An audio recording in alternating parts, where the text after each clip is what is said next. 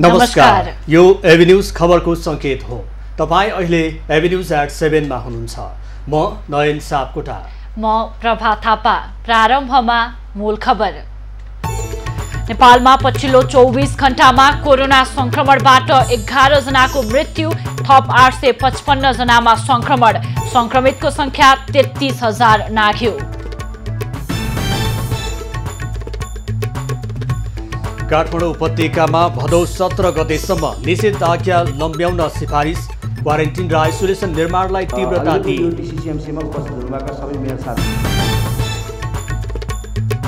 Corona विरुद्धको खोप परीक्षणका लागि 3वटा विदेशी कम्पनीलाई नेपालको प्रस्ताव।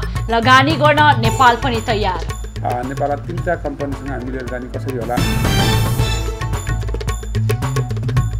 रक्षा मन्त्री पोखरेलका सम्धी कोइरालालाई 7औं पटक राजनीतिक नियुक्ति दिने तयारी। पटक पटक अवसर दिएको भन्दै कार्यकर्ता आक्रोशित। प्रदेश 2 मा धान बालीमा गभारो किराको प्रकोप। समयमै मल नपाउँदा समस्या देखिएको किसानको भनाइ।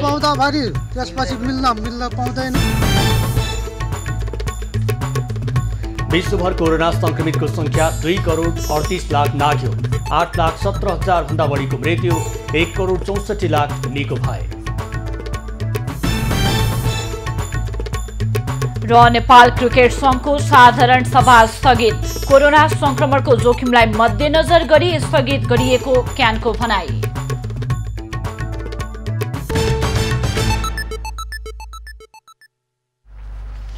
नेपालमा कोरोना संक्रमितको संख्या दिन प्रतिदिन बढिरहेको छ। आज पछिल्लो 24 घण्टामा 855 जनामा कोरोना संक्रमण पुष्टि भएको छ भने कोरोनाका कारण पछिल्लो 24 घण्टामा 11 जनाको मृत्यु भएको छ। यो संक्रमण र मृत्युदर बढिरहँदाखेरि काठमाडौँ लगायत देशैभरका जिल्लामा जसरी निषेधाज्ञा बढाइएको छ भने काठमाडौँ उपत्यकामा पनि 17 गतेसम्म निषेधाज्ञा लगाउनु पर्ने निर्णय भएको छ। अब खबरको सिलसिला प्रारम्भ गरौँ कोरोना संक्रमण सम्बन्धी प्रसङ्गबाट। नेपालमा कोरोना भाइरस संक्रमितको संख्या 33,000 नाघेको छ। पछिल्लो 24 घण्टामा 11,327 स्वाब परीक्षण गर्दा थप 855 जना संक्रमित थपिएका हुन्। यो सँगै कोरोना भाइरस संक्रमित हुनेको संख्या 33,523 पुगेको छ। पछिल्लो 24 घण्टामा काठमाडौँ उपत्यकामा 232 जना कोरोना संक्रमित थपिएका छन्। काठमाडौँमा 179, ललितपुरमा 19 र भक्तपुरमा 14 जना संक्रमित थपिएका हुन्। काठमाडौँ उपत्यकामा भेटिएका संक्रमितको संख्या अहिलेसम्मकै धेरै हो। यो सँगै उपत्यकामा कोरोना संक्रमितको संख्या 3,486 पुगेको छ। त्यस्तै रूपन्देहीमा 69, मोरङमा 43, सुनसरीमा 16, सर्लाहीमा 58, रौतहटमा 44 र धनुषामा 42 जनामा संक्रमण पुष्टि भएको छ। महोत्तरी र बारामा 17 जना संक्रमित थपिएका छन्। चितवनमा 37, कपिलवस्तुमा 23, दाङमा 18, बाँकेमा 15, कैलालीमा 16 र डोटीमा 45 जनामा संक्रमण पुष्टि भएको छ। पछिल्लो 24 घण्टामा देशभर 313 जना कोरोना संक्रमित निको भएर घर फर्किएका छन्। यो सँगै कोरोना मुक्त भएर घर जानेको संख्या 19,119 पुगेको छ। संक्रमित निको हुने दर 57% रहेको छ। अहिले देशभर 14,250 जना संक्रमित आइसोलेसनमा रहेका छन्। तीमध्ये 5,669 जना घरमै र बाँकी 8,581 जना संस्थागत आइसोलेसनमा रहेका छन्। देशभरका क्वारेन्टिनमा 10,453 जना रहेका छन्। कोरोना भाइरस संक्रमण पहिचानका लागि आजसम्म 6,21,901 PCR नमुना परीक्षण भएको छ। पछिल्लो 24 घण्टामा थप 11 जनाको कोरोना संक्रमणबाट मृत्यु भएको छ। काठमाडौँमा 3, बारा र महोत्तरीमा 2, सिराहा, पर्सा, धनुषा र रूपन्देहीमा 1 जनाको कोरोनाका कारण मृत्यु भएको हो। यो सँगै नेपालमा कोरोना संक्रमणबाट मृत्यु हुनेको संख्या 168 पुगेको छ।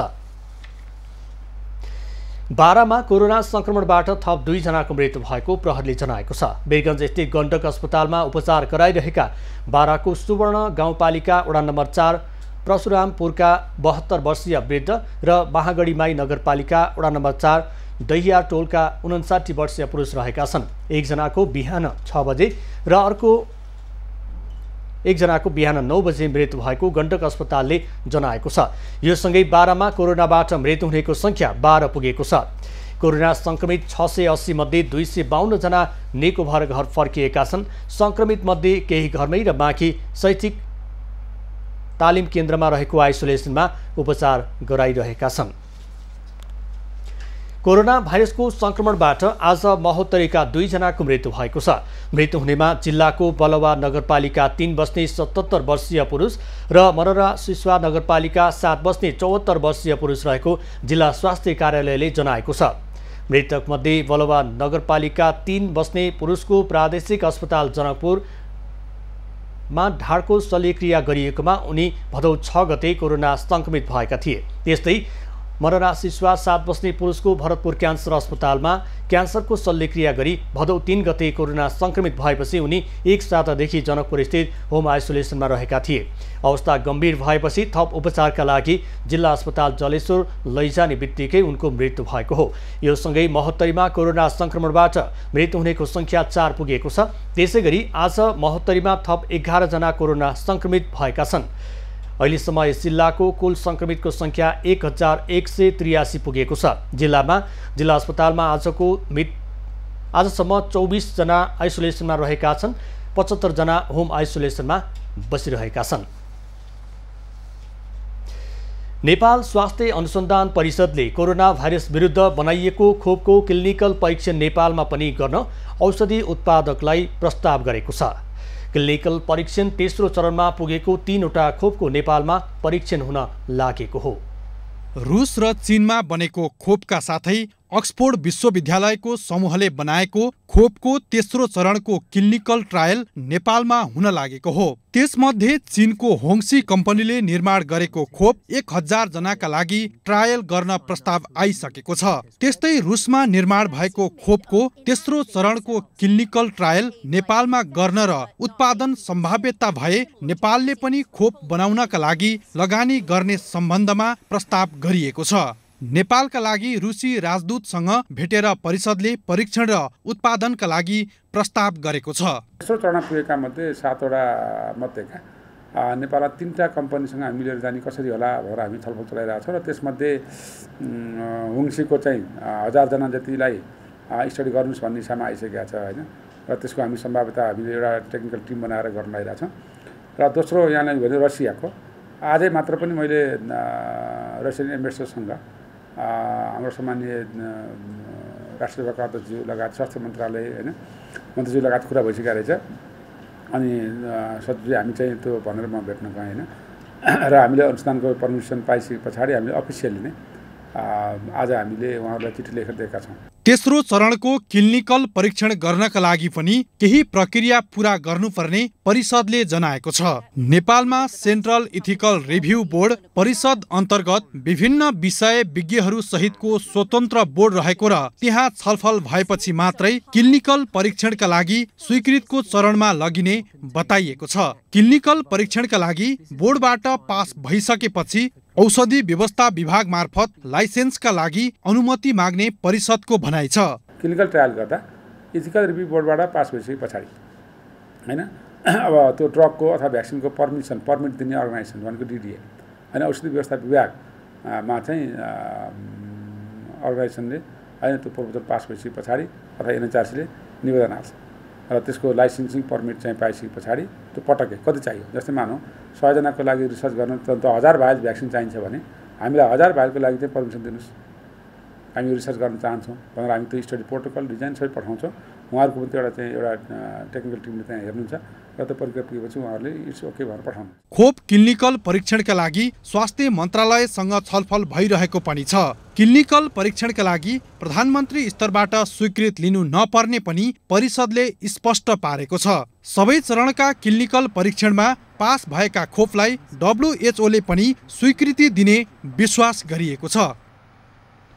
काठमाडौँ उपत्यकामा भदौ 17 गतेसम्म निषेधाज्ञा हुने भएको छ।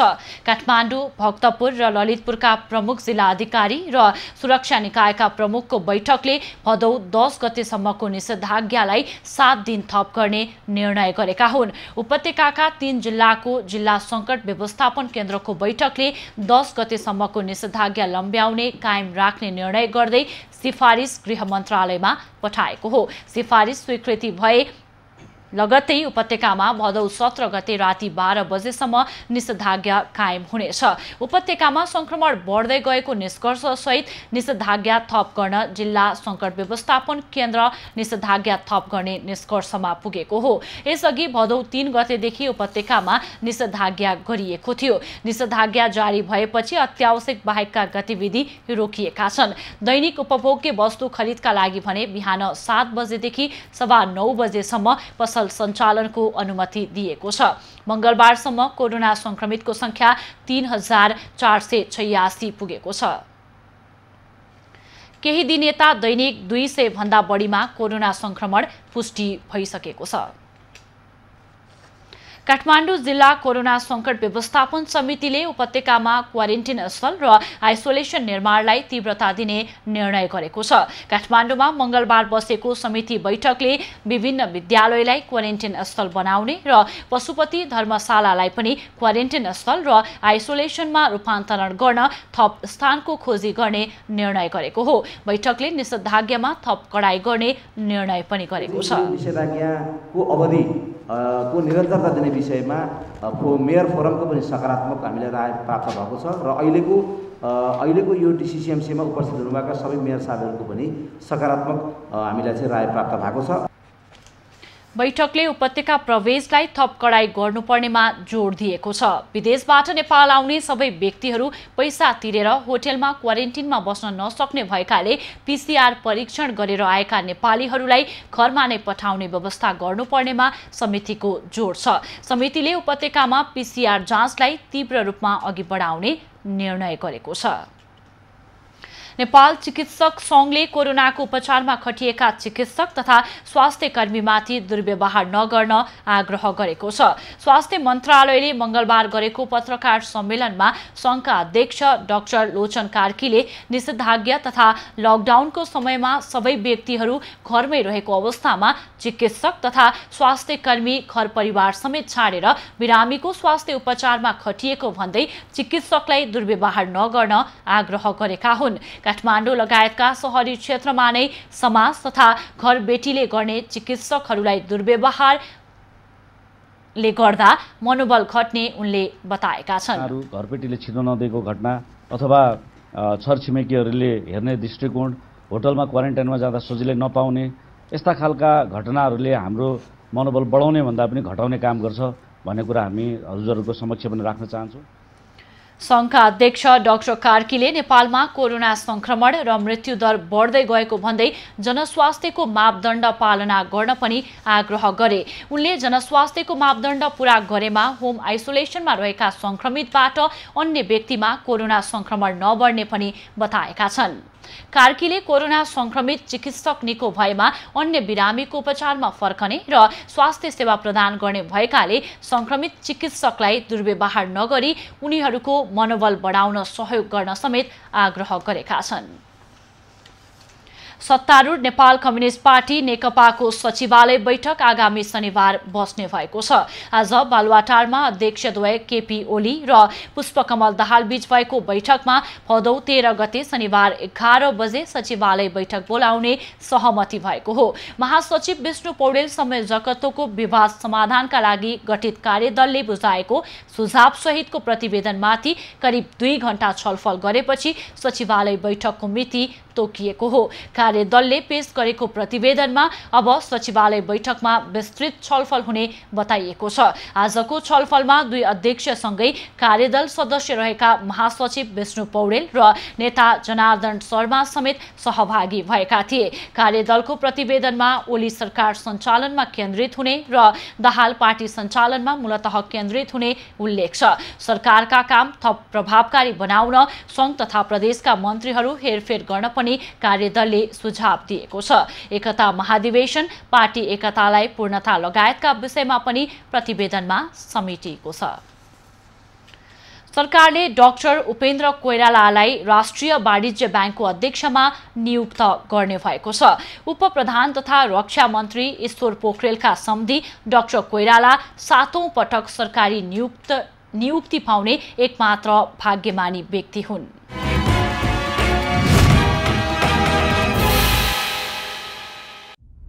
अर्थमन्त्री डाक्टर युवराज खतिवडाले उपेन्द्र कोइरालालाई शुक्रबार वाणिज्य बैंकको सदस्यमा नियुक्ति गरेका थिए। शुक्रबार सदस्यमा नियुक्त कोइरालालाई बैंकले बुधबार सञ्चालक समितिको बैठक राखी अध्यक्ष चयन गर्दैछ।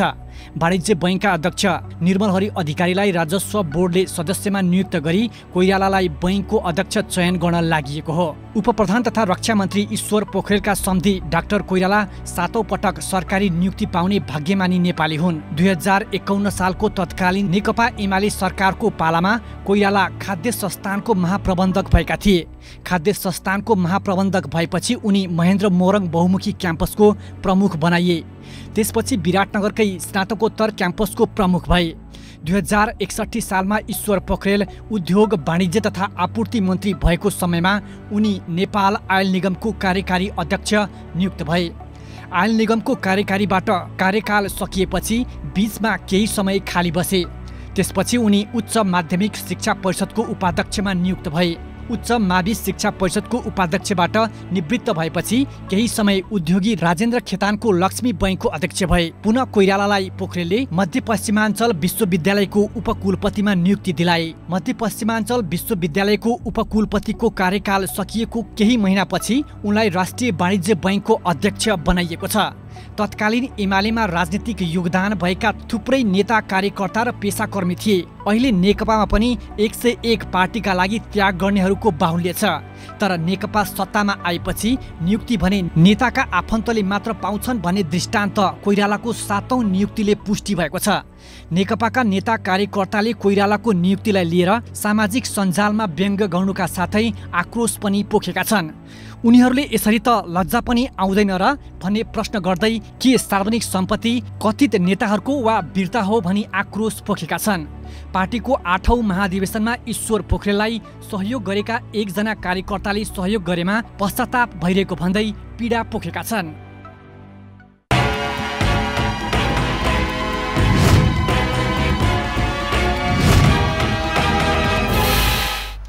नयन, विश्वव्यापी महामारीको रूपमा फैलिएको कोरोना भाइरसका कारण अहिले सबै क्षेत्रहरू ठप्प छन्। यसै अन्तर्गत हवाई सेवा पनि ठप्प रहेको छ। नेपालमा आन्तरिक हवाई सेवा सञ्चालन गर्ने विषयमा पर्यटन मन्त्रीले कुरा उठाएका छन् भने यता हवाई सेवा सञ्चालकहरूले पनि विमान सञ्चालन गर्नुपर्ने कुराहरू उनीहरूले पहिलेदेखि नै राख्दै आएका थिए। अबको क्रममा पर्यटन मन्त्रीको भनाइ सम्बन्धी प्रसङ्ग। संस्कृति, पर्यटन तथा नागरिक उड्डयन मन्त्री योगेश भट्टराईले कोरोना संक्रमण कम भएका हिमाली र पहाडी जिल्लाहरूमा आन्तरिक उडानको तयारी भइरहेको बताएका छन्। देशका धेरै ठाउँमा निषेधाज्ञा जारी भएका कारण तत्काल पूर्ण रूपमा उडान सुचारू गर्ने अवस्था नभए पनि केही हिमाली र पहाडी जिल्लामा सञ्चालन गर्ने तयारी भइरहेको उनले बताए। मन्त्रालयको गत आर्थिक वर्षको वार्षिक प्रगति पुस्तिका सार्वजनिक कार्यक्रममा मन्त्री भट्टराईले वायु सेवा सञ्चालकहरूसँग केही हिमाली र पहाडी जिल्लाहरूबाट आन्तरिक उडान सुचारू गर्ने विषयमा कुरा भइरहेको जानकारी दिएका हुन्। आन्तरिक उडानमा पनि अहिले देशका विभिन्न ठाउँहरूमा यो लकडाउनको स्थिति अथवा निषेधाज्ञाको स्थिति भएको हुनाले आन्तरिक उडानहरू त्यति अहिले चलिहाल्ने अवस्था छैन। तर हाम्रो मन्त्रालयको तर्फबाट हामीले भनेका छौँ केही पहाडी र हिमाली जिल्लाहरूबाट यसलाई सुचारू गर्न सकिन्छ कि भनेर हामीले नयाँ ढङ्गले सोचौँ भन्दैछौँ। मन्त्री भट्टराईले सम्भवतः दसैँ तिहारलाई मध्यनजर गर्दै आन्तरिक उडान सुरु हुने सङ्केत गरे। चाडबाडको बेला नागरिकहरूलाई एक ठाउँबाट अर्को ठाउँमा जान सहज हुने कुरामा सरकारले सकारात्मक भएर सोच्ने उनको भनाइ थियो। आन्तरिक उडानमा स्वदेशी र विदेशी नागरिकलाई भाडा दरमा समानता गर्ने विषयमा पनि मन्त्रालय सकारात्मक रहेको मन्त्री भट्टराईले जानकारी दिए। उनले विदेशमा रहेका नेपालीको उद्धारका लागि चार्टर उडानहरूको सङ्ख्या घटाउँदै भदौ 16 गतेबाट नियमित उडानको अभ्यास सुरु गर्न कार्यतालिका सार्वजनिक भएको पनि जानकारी दिए। चिनिया जहाजहरू नेपाली आकाशमा उडाउन उपयुक्त नदेखिएकाले ग्राउन्डेड गर्नु परेको भन्दै तिर्न बाँकी रकमका विषयमा कूटनीतिक पहल गर्ने पनि मन्त्री भट्टराईले जानकारी दिए। निजगढ र पोखरा त्यसैगरी भैरवा विमानस्थलको निर्माण कार्यमा उल्लेख्य प्रगति भएको पनि उनले जानकारी गराए। प्रत्येक वर्ष वर्षायाम सुरु भएसँगै बाढी पहिरो जस्ता प्राकृतिक विपत्तिका घटनाहरू भइरहनु नौलो कुरा होइन। पहाडमा बाढी र पहिरो तथा तराईका बस्ती डुबानमा परेर वर्षेनी जनधनको क्षति भइरहेको छ। यता सङ्खुवासभाको सिलिचोङ गाउँपालिका 1 बेसिन्दा पहिरोको समस्या भोगिरहेका स्थानीयहरू वडा नम्बर 1 नै पहिरोको उच्च जोखिममा रहेको भन्दै पुनर्स्थापना गर्नुपर्ने माग गरिरहेका छन्। 1 महिना अघि 11 जना बेपत्ता भएका बेसिन्दा पहिरोको समस्या झेलिरहेका सिलिचोङ गाउँपालिका वडा नम्बर 1 का स्थानीयहरू थप समस्यामा परेका छन्। सिङ्गु वडा नम्बर 1 नै पहिरोको उच्च जोखिममा रहेको भन्दै उनीहरू वडा नम्बर 1 को बस्ती नै स्थानान्तरण गर्नुपर्ने माग गर्न थालेका छन्। त्यो ठाउँमा सुरक्षित ठाउँ छँदै छैन। त्यसकारणले त्यहाँका विस्थापित व्यक्तिहरू चेप्चेवा बेसिन्दा मात्र होइन, सिलिचोङ गाउँपालिका वडा नम्बर 1 का तेन्चोङ, होयेङला, यङसिममा गोगनेसम्मका विस्थापित डाटा कलेक्सन भइसकेको छ। ती व्यक्तित्वहरू त्यो क्षेत्रका सबै स्थानीयवासीहरू अन्यत्र ठाउँमा सुरक्षित ठाउँमा व्यवस्थित गर्नुपर्छ। यो ठाउँमा सम्भावना छैन। साबिक सिसुवा खोला गाविस हाल सिलिचोङ गाउँपालिका वडा नम्बर 1 का बसोबास क्षेत्रहरू कुनै पनि ठाउँ सुरक्षित नभएको र कुनै पनि बेला समस्या आउन सक्ने उनीहरूको ठम्याइ छ। उच्च भूभाग र भिरालो जग्गामा बस्ती बसेकाले अहिले पहिरोको जोखिममा परेको हो। तर तत्काल ती असुरक्षित बस्तीहरूको व्यवस्थापन नहुने हो भने थप समस्या आइपर्ने स्थानीयहरूको भनाइ छ। अब अहिले के भयो भन्नुहुन्छ भने भूकम्पले चाहिँ पुरै ठिलठिलो बनाएको छ। अब बर्सातले त्यो पानी भित्रैसम्म छिरेपछि यो बाढी पहिरो गइराख्ने एकदम प्रत्येक वर्ष बाढी पहिरो गइराख्ने भइरहन्छ र सिसुवालाई पुरै साबिक 1 देखि 9 नै क्रमशः अब तपाईँको सुरक्षित ठाउँमा जग्गा व्यवस्थापन गरेर पुनर्वास व्यवस्थापन दीर्घकालीन व्यवस्थापन। वडा नम्बर 1 नै पहिरोको जोखिममा परेपछि जनप्रतिनिधिहरू अन्यलमा छन्। वडाभित्रका 587 घर जोखिममा रहेको भन्दै उनीहरूलाई कसरी व्यवस्थापन गर्ने भनेर जनप्रतिनिधिहरू अन्यलमा परिरहेका छन्। लगभग सिसुवामा 586 घर दूरी छ, तर सिसुवामा पनि कुनै ठाउँ चाहिँ राम्रो छ। सिसुवाको हकमा चाहिँ पछि सबै चाहिँ बस्ती हस्तान्तरण गर्नुपर्छ भने सिसुवामा चाहिँ सबै चाहिँ अट्दैन। सिलिचोङ गाउँपालिकाको 1 नम्बर वडा मात्र होइन, अधिकांश वडाहरू पहिरोको जोखिममा नै रहेको छ। विभिन्न समयमा गएको पहिरोले विभिन्न वडाका मानिसहरू विस्थापित छन्। प्रत्येक वर्ष विस्थापितको सङ्ख्या बढिरहेको भए पनि सिलिचोङ गाउँपालिकाले उनीहरूको स्थायी विकल्पका लागि ठोस कदम चाल्न सकेको छैन। एभेन्यूज टेलिभिजनका लागि मेघराज तामाङ, सङ्खुवासभा। महोत्तरीमा कोरोनाका कारण समस्यामा परेका विपन्नका लागि उपलब्ध गराइएको राहत दुरुपयोग भएको पाइएको छ। विपन्नका लागि प्रदेश सरकारले उपलब्ध गराएको राहत स्थानीय तहले नियम विपरीत क्वारेन्टिन व्यवस्थापनमा खर्च गरेका छन्। महोत्तरीमा प्रदेश सरकारले लकडाउनका कारण हातमुख जोड्न समस्या परेकाहरूका लागि दोस्रो चरणका लागि उपलब्ध गराएको राहत सम्बन्धितले पाउन सकेका छैनन्। प्रदेश सरकारको घोषणा र राहत वितरण मापदण्ड अनुगमन निर्देशिकालाई बेवास्ता गर्दै स्थानीय तहले विपन्नलाई दिनुपर्ने राहत क्वारेन्टिनलाई उपलब्ध गराएका हुन्।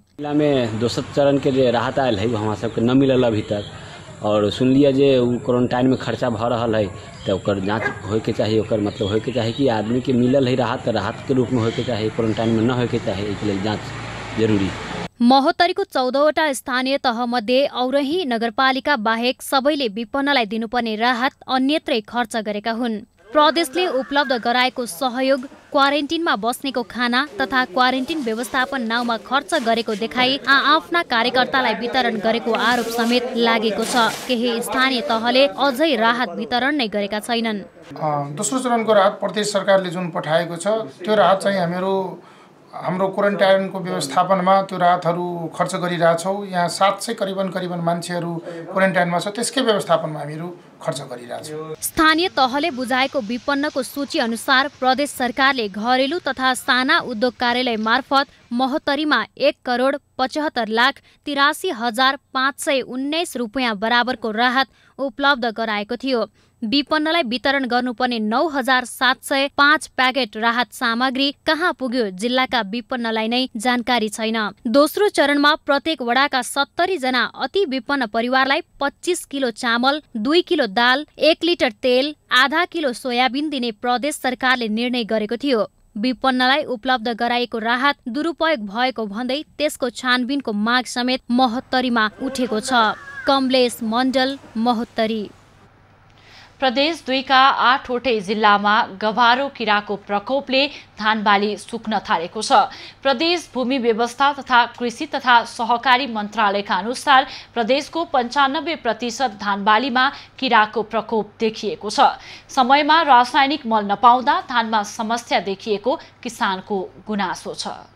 दर्शकवृन्द, प्रदेश नम्बर 2 को 8वटै जिल्लामा यति बेला धानबालीमा पुतली जातको ग्वारो किराको प्रकोप देखा परेको छ र कृषकहरूले जसोतसो लगाएको धानबाली नष्ट भइरहेका छन्। प्रदेश नम्बर 2 का 8वटै जिल्लाका 95% धानबालीमा ग्वारो किरा लागिसकेका छन् र यसतर्फ भूमि व्यवस्था तथा कृषि तथा सहकारी मन्त्रालय बेखबर बनेका छन्। मेरो जग्गामा यस्तो छ कि पुरै चौरीमा यो किराले नोक्सान गरिरहेछ। मन्त्रीहरूले केही सुनवाई गर्दैन र स्थानीय सरकार पनि केही सुनवाई गर्दैन र मल पनि महँगोमा पाउँछु, महँगोमा पनि पाउँदाभरि त्यसपछि मिल्न पाउँदैन। एकातर्फ बाढीको चपेटा, अर्कोतर्फ लकडाउनको समस्या, एकातर्फ मल खाद र सिँचाइको अभावका बीच कृषकहरू लगाएको धानबालीमा जसरी ग्वारो किराको प्रकोप देखा परेको छ, यसले लगाइएको धानबाली नष्ट हुने प्रबल सम्भावना देखिएको छ। यस्तो किरा लागेको सबै धान जाँदैछ। हामी त गरिब मान्छे मरेर ऋण काटेर सबै चिज गाडेर म हालेको यसमा मल सबै। अब यो के किरा हो, सबै काटेर अनि सबै राखिदिन्छ, यस्तो सुखाउँछ। अरू मन्त्रीहरूको कोही मतलबै नै छ, न सरकारको मतलब छ। समयमै मन्त्रालय र नेपाल सरकार यो ग्वारो किरालाई नियन्त्रण गर्न कुनै पहल कदमी चालिएन भने कृषकहरूले खेतमा लगाएको धानबाली नष्ट हुन्छन् र फेरि भोकमरीको समस्या आइपर्ने सम्भावना देखिएको छ। एबी न्यूज खबरका लागि वैद्यनाथ यादव, मनसापुर, सप्तरी। झापाका उखु किसान दोहोरो मारमा परेका छन्।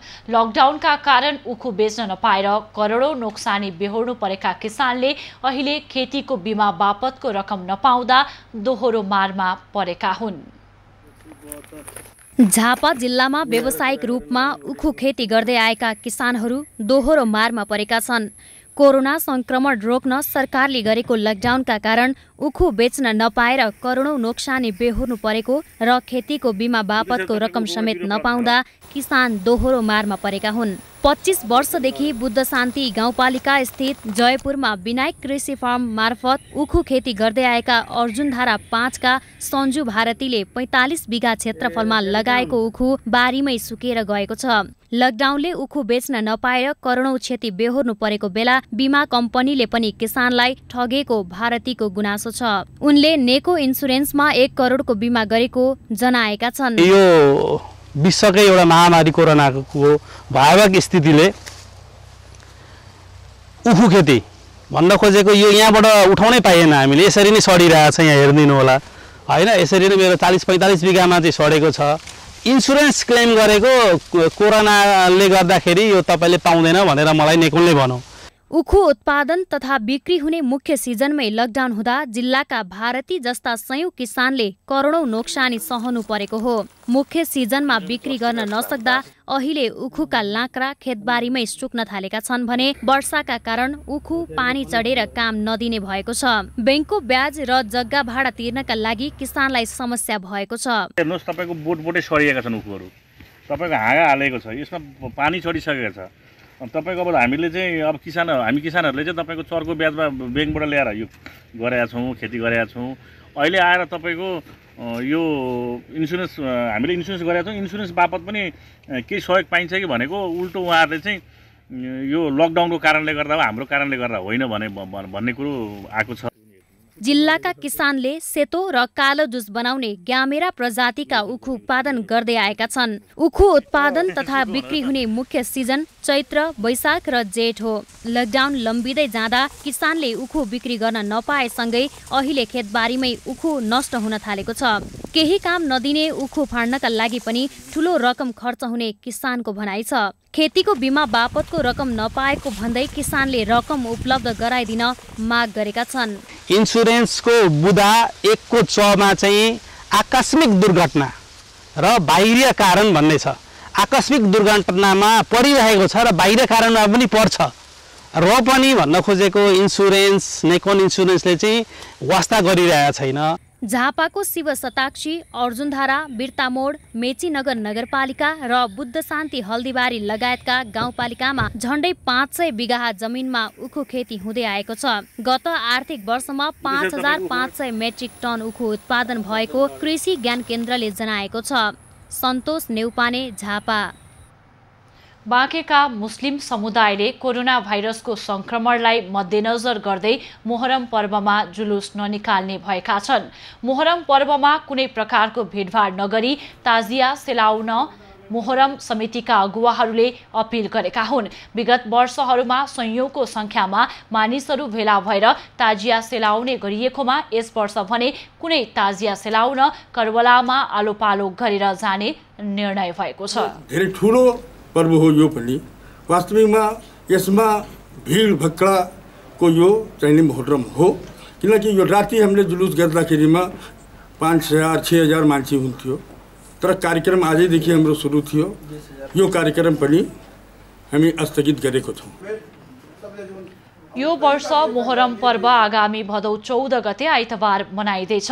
कोरोना भाइरसको संक्रमण फैलन सक्ने भन्दै मोहरम पर्व एवं करबला समिति, नेपाल मोहरम तथा संरक्षण समिति र नेपाल मोहरम समितिले आह्वान गरेका हुन्। अब पालो एबी न्यूज एट स्पोर्ट्सको।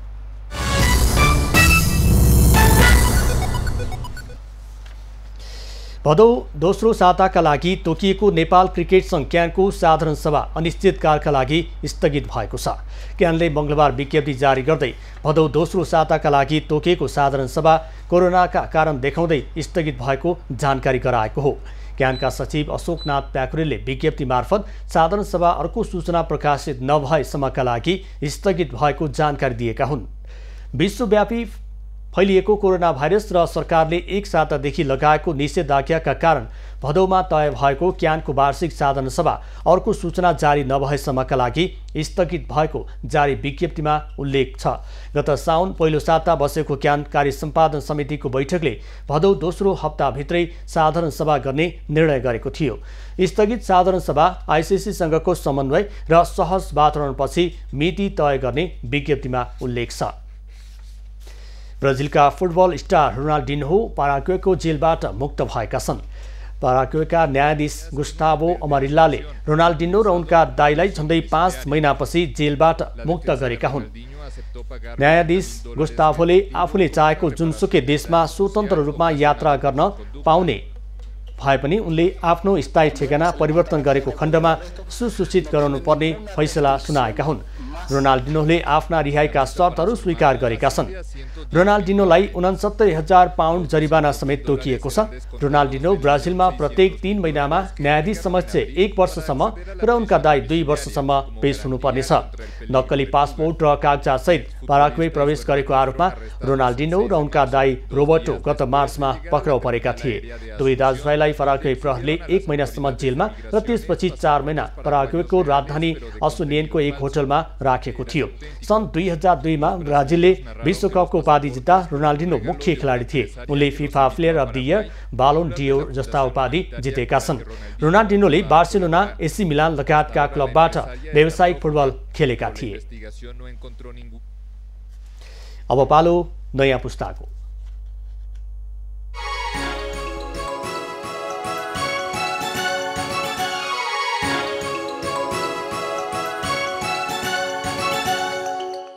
नमस्ते, नयाँ पुस्तामा तपाईलाई स्वागत छ।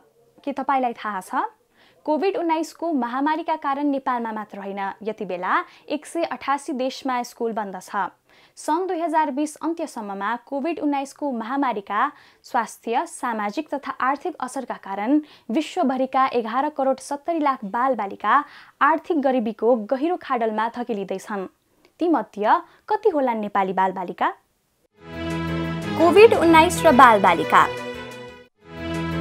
वृक्षारोपणमा रमाउँदै विकल्प।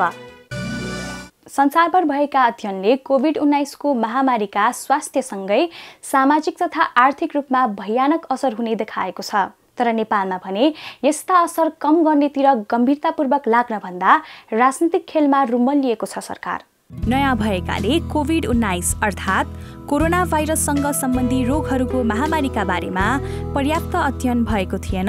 अब बिस्तारै यसका बारेमा अध्ययन हुन थालेको छ।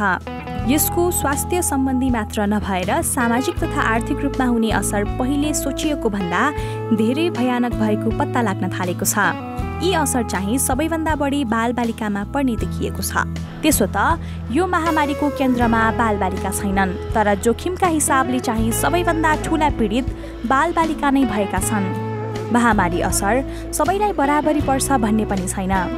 धनी देश र धनी समुदायका बालबालिका भन्दा अहिले नै अवसरबाट टाढा रहेका र जोखिमपूर्ण अवस्थामा रहेका गरिब देशका अनि गरिब समुदायका बालबालिकालाई बढी असर गर्छ।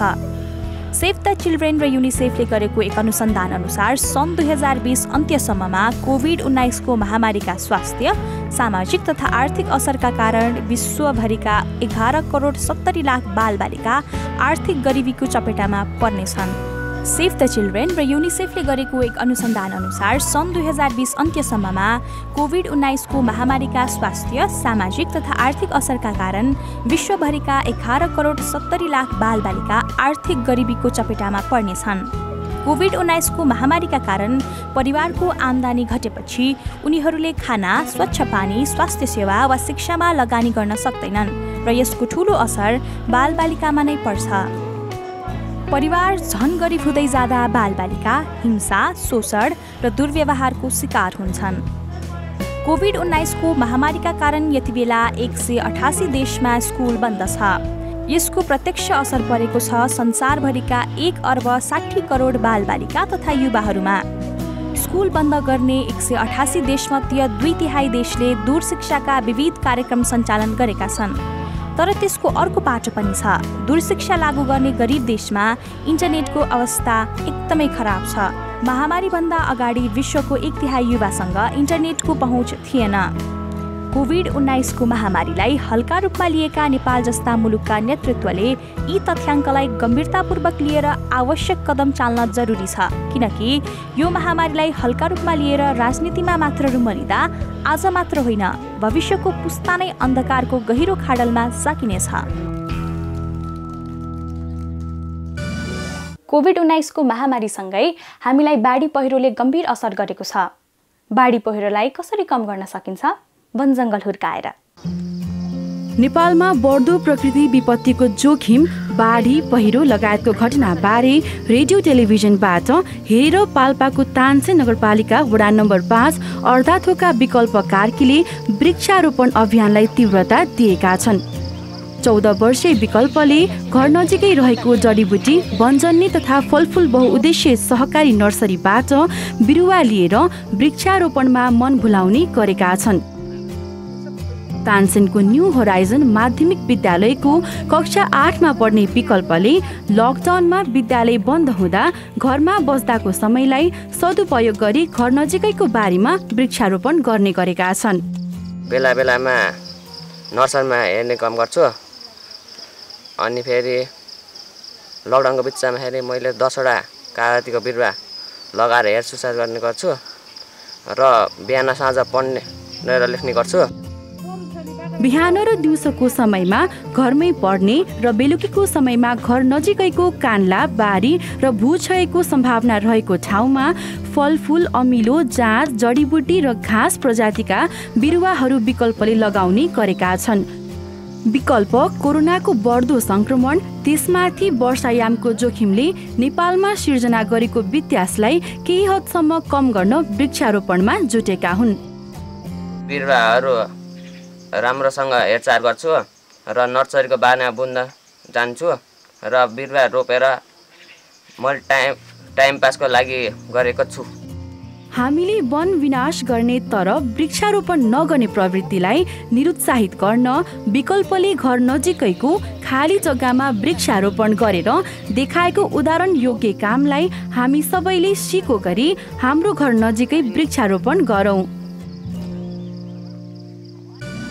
कोभिड-19 तपाईँ हाम्रो घर दैलोमा आइपुगिसकेको छ। सजग र सुरक्षित रहनुहोस्। आजलाई यति नै। By by.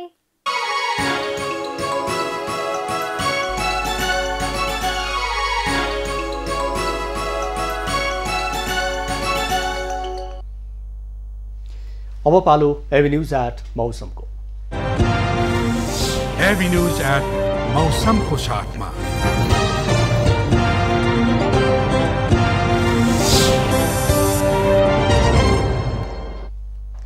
पछिल्लो 24 घण्टामा देशभरको मौसममा बदली भई अधिकांश स्थानमा वर्षा भयो।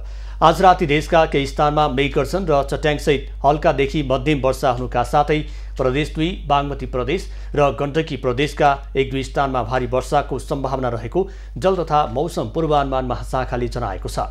काठमाडौँ उपत्यकाको आजको अधिकतम तापक्रम 32 डिग्री सेल्सियस र न्यूनतम तापक्रम 20 डिग्री सेल्सियस मापन गरियो। आज देशभरको मौसम कस्तो रहे त? हेरौँ देशका विभिन्न स्थानको मौसमी अवस्था।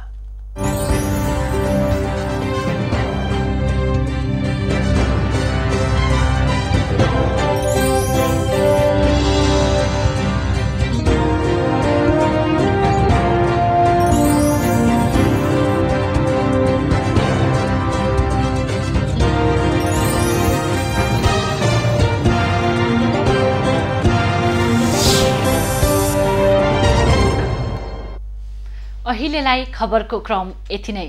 एभिन्यूज खबरका यी सहित अन्य विस्तृत खबरका लागि www.avenews.tv लगइन गर्न सक्नुहुनेछ। युट्युब, फेसबुक र ट्विटरमा पनि हामीलाई फलो गर्न सकिनेछ। खबरभित्रको खबरका लागि हेर्दै रहनुहोला एभिन्यूज खबर। नमस्कार।